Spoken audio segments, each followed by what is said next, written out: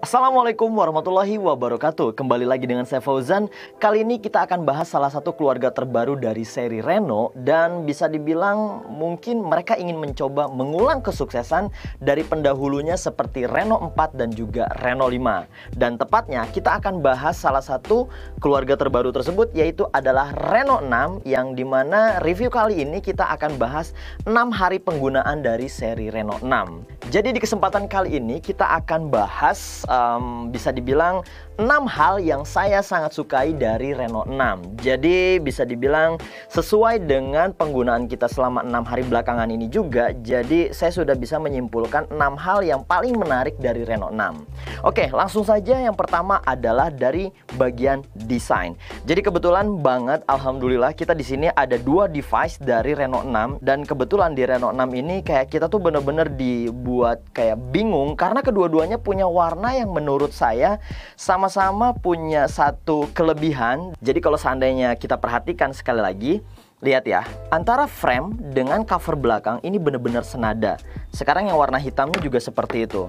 Antara framing kamera dengan warna hitamnya ini benar-benar senada. Dan lagi-lagi buat saya ya, metal frame ini selain membuat warnanya senada, yaitu adalah membuat cita rasa dia menjadi sebuah produk yang sangat-sangat premium. Kemudian hal kedua yang saya sukai dari Reno 6 itu adalah mereka mencoba berinovasi dan lagi-lagi gitu ya kan, mereka benar-benar memberikan sebuah sentuhan yang sebetulnya mungkin nggak perlu di-upgrade, nggak perlu dilakukan inovasi di bagian ini. Tapi mereka benar-benar memikirkan hal sedetail ini, yaitu adalah di bagian metal frame kameranya. Nah, ini menurut saya benar-benar satu sentuhan yang memberikan rasa bahwa, oh iya, ini ternyata ini sebetulnya produk terjangkau gitu. Sekitar harganya dibanderol sekitar 5 jutaan. Tapi nggak tahu kenapa saya ngerasa pada saat saya ngeliat di bagian belakang ini, handphone ini sebetulnya lebih cocoknya sebagai keluarga flagship. Nah, yang saya maksud adalah di bagian metal camera design, yaitu di bagian sini. Mereka membuat metal karena pada umumnya, ataupun nggak usah pada umumnya, di suksesor yang sebelumnya di Reno 5, kalau teman-teman perhatikan, ataupun kalau mungkin ada yang pakai Reno 5 sekarang, coba perhatikan di bagian kameranya ini, atau framing kameranya, atau housing kameranya itu terbuat dari akrilik atau semacam kayak plastik gitu kan, sehingga warna akrilik dengan warna cover belakangnya itu kurang senada. Nah, metal frame ini yang tujuan pertama mereka adalah membuat si metal frame ini dibuat senada dengan warna cover belakang. Dan ini lagi-lagi membuat saya kagum dan benar-benar keren banget gitu. Karena cita rasa yang mereka tonjolkan adalah ini seperti produk flagship, sehingga lebih terkesan bahwa ini produk yang benar-benar premium. Itu yang kedua yang sangat-sangat saya sukai. Lalu hal ketiga yang sangat saya sukai dari Reno 6 itu adalah, nggak tahu kenapa ya, jadi ada satu fitur mereka menyebutnya dengan nama bokeh flare portrait video. Agak cukup rumit sih, tapi menurut saya ini benar-benar satu fitur yang bisa dibilang sangat fresh dan sangat-sangat memberikan sebuah impresi. Karena gini, belakangan ini ya, banyak banget orang yang sedikit-dikit ataupun ada momentum yang ya mungkin beberapa momentum tuh langsung dibuat video. Dan lagi-lagi video yang diupload ke sosial media ya gitu-gitu aja hasilnya dan nggak ada bedanya gitu. Nah, bokeh flare portrait video ini sebetulnya mereka mengambil inspirasi dari fitur foto dari keluarga Reno 4 dan juga Reno 5. Mereka menyebutnya dengan efek flare portrait, yang dimana di background belakangnya itu dibuat cahaya-cahaya itu direfleksikan menjadi sebuah butiran cahaya ataupun semacam kayak efek kembang api gitu deh. Nah, kerennya itu adalah di Reno 6 bukan hanya fitur foto, tapi dibuat menjadi sebuah fitur video. Dan menurut saya ini benar-benar keren dan benar-benar beda dibandingkan dengan fitur-fitur video ataupun foto yang ada di pada smartphone umumnya seperti itu. Nah, fitur ini membuat background apapun ya, apabila terkena refleksi cahaya lampu ataupun refleksi cahaya matahari, diubah menjadi efek flare atau efek butiran cahaya. Dan kerennya lagi, bukan hanya bisa digunakan di malam hari, tapi di siang hari pun menarik ini bisa digunakan.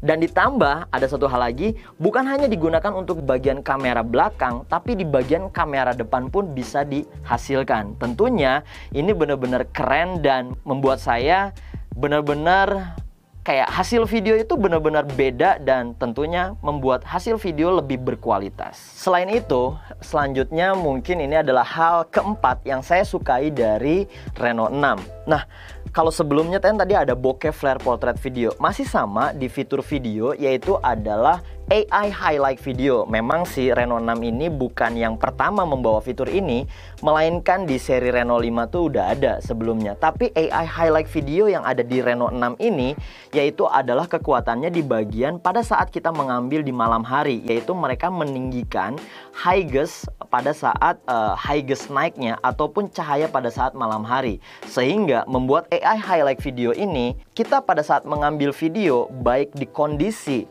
backlight ataupun cahaya yang sangat minim, membuat hasil videonya ini benar-benar stabil. Jadi kalau seandainya cahaya terlalu terang, dibuat agak redup. Kemudian apabila cahaya terlalu redup, dibuat agak lebih terang, sehingga mampu menghasilkan video yang benar-benar tidak ngerepotin ya kita sebagai pengguna, sehingga membuat segalanya jauh lebih praktis dan juga memberikan hasil video yang tentu lebih menarik dibandingkan dengan tidak menggunakan AI highlight video.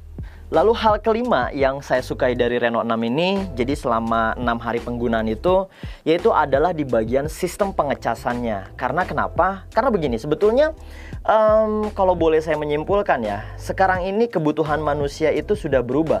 Bukan sandang, pangan, papan saja, melainkan ada satu hal yang baru, yaitu adalah sandang, pangan, papan, sama casan. Kenapa? Karena kondisi sekarang ini hal ataupun mobilitas kita sangat tinggi, sehingga ya kita butuh banget sebuah sistem pengecasan yang benar-benar cepat, sehingga waktu kita jauh lebih efektif. Bayangin, kalau seandainya kita mobilitas kita tinggi ya kan, dan sistem pengecasan yang mungkin kurang mendukung, kalau seandainya ngecasnya mungkin hanya sekitar 12 watt ataupun 16 watt, itu benar-benar lama banget dan buang-buang waktu banget. Dan saya kerasa kemarin selama 6 hari penggunaan Reno 6 ini menggunakan sistem pengecasan 50 watt flash charging dari Reno 6 ini, benar-benar ngebantu banget sehingga waktu dan juga aktivitas kita jauh lebih efektif dan tidak terbuang sia-sia. Itu hal kelima yang menarik dari Reno 6. Dan yang terakhir adalah di tengah kondisi PPKM seperti ini, banyak banget orang yang menghabiskan waktunya itu di rumah aja, dan aktivitas mobilitas kita pun berkurang. Selain aktivitas seperti WFH, meeting online, belajar online, kita juga tentu punya beberapa ataupun banyak waktu luang yang kita isi seperti bermain game. Nah, di poin yang keenam ini, Reno 6 punya satu fitur yang benar-benar ngebuat aktivitas gaming kita tidak perlu khawatir dengan lag ataupun terganggu dengan beberapa aplikasi yang mungkin masih berjalan di belakangnya. Nah, jadi Hyperboost generasi keempat yang ada di Reno 6 ini membuat prinsipnya adalah seperti ini.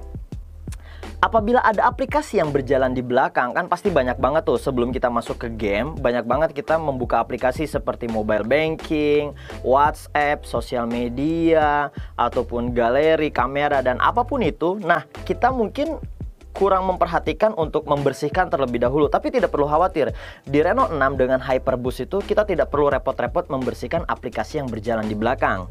Kenapa? Karena dia akan tetap membuat stabil, sehingga sistem Hyperboost ini akan memprioritaskan. Intinya, pada saat kita masuk ke aplikasi gaming, semua prioritas seperti daya, kemudian jaringan, dan yang lain-lain itu difokuskan kepada aktivitas gaming kita. Lalu prinsip yang kedua dari Hyperboost adalah apabila jaringan di kondisi ruangan ataupun di kondisi daerah kita mungkin agak sedikit menurun, nah Hyperboost menjaga jaringan itu untuk tetap stabil. Contohnya saja mungkin seperti saya saat ini di kondisi yang bisa dibilang kedap suara, dan saya akan coba bermain game seperti mungkin Mobile Legends ya.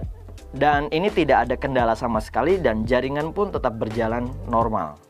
Nah, sekarang kita udah masuk ke aplikasi dari Mobile Legends yang kebetulan memang ini adalah salah satu game yang paling gue sukain buat ngisi waktu luang gue. Sekarang contohnya kita lihat dulu aja. Di sini bisa terlihat ya, jaringannya ini warna hijau yang artinya benar-benar cukup maksimal walaupun di kondisi yang bisa dibilang ini cukup kedap suara dan juga mungkin ya kedap jaringan. Lalu kita coba pastikan di sini. Di sini juga grafisnya saya pakai yang benar-benar versi yang tertinggi. Kemudian kita coba deteksi jaringan. Di sini kita deteksi, kita tap dulu untuk tes ya. Kita lihat ya, buat kalian para Mobile Legend, apa ya disebutnya Mobile Legend ini apa, MLers apa nggak tahu, masa Mailers. Ya kita lihat, dan di sini kondisi base station delay bagus, silahkan menikmati game. Nah di sini terbukti bahwa Hyperboost generasi keempat memastikan ini untuk tetap berjalan ataupun jaringan tetap stabil. Sekarang kita coba back keluar. Di sini kita lihat. Yang tadi saya maksud adalah kita cek di sini beberapa aplikasi ini masih berjalan ya, masih berjalan seperti wah banyak banget nih, ada PixArt, kalkulator, kemudian ada Google Maps, Zoom, Tokopedia, mobile banking, aplikasi Dana, Instagram, kamera, PUBG, kemudian Play Store. Kurang lebih ada lebih dari 10 aplikasi yang masih berjalan di belakang. Tapi pada saat kita masuk ke game begini, ini nggak ada masalah sama sekali. Sekarang kita coba aja langsung bermain ya. Oke, mungkin kita coba langsung main klasik dulu aja kali ya. Oke, kita masuk main klasik. Nah, kita lihat dari sisi apa ya, ibaratnya pada saat menggabungkan dengan gamer yang lain tidak ada masalah sama sekali. Kita coba aja. Oke, dan nggak ada delay sama sekali kan. Nah, jadi selain Hyperboost membuat gaming ini benar-benar stabil, dia juga memberikan grafis yang jauh lebih stabil dan juga lebih smooth ya jika dibandingkan dengan smartphone pada umumnya. Lalu selain Hyperboost tadi, di sini kalau kita tarik dari sisi sebelah kiri ya, ini kita tarik.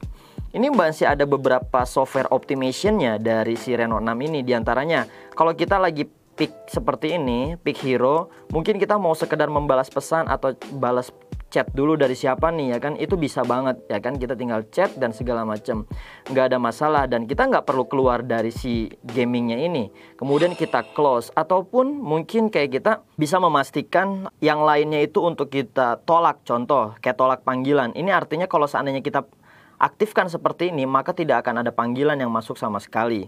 Di sini kita bisa lihat rumputnya ini cukup kelihatan agak bergoyang ya. Kemudian ini pada saat kita, kebetulan saya pakai saber, jadi efek pada saat kita membunuh si monsternya ini juga kelihatan banget ada percikan-percikan apinya itu. Jadi terasa smooth banget. Hyperboost tadi tidak nge-lag sama sekali dan juga membuat grafisnya ini benar-benar stabil, nggak ada gangguan sama sekali.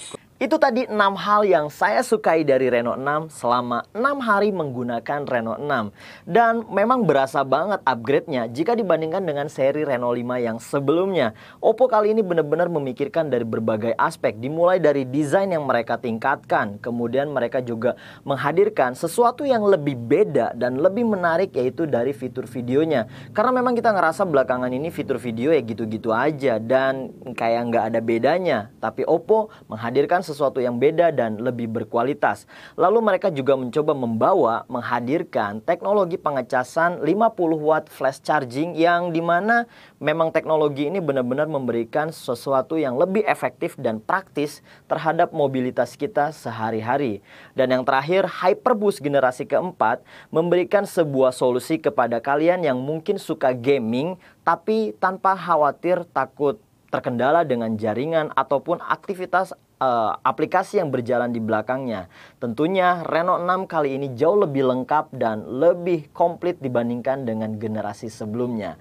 Oke, itu tadi review kita kali ini dengan Reno 6. Semoga bermanfaat. Sampai ketemu lagi di video-video kami berikutnya. Terima kasih. Wassalamualaikum warahmatullahi wabarakatuh.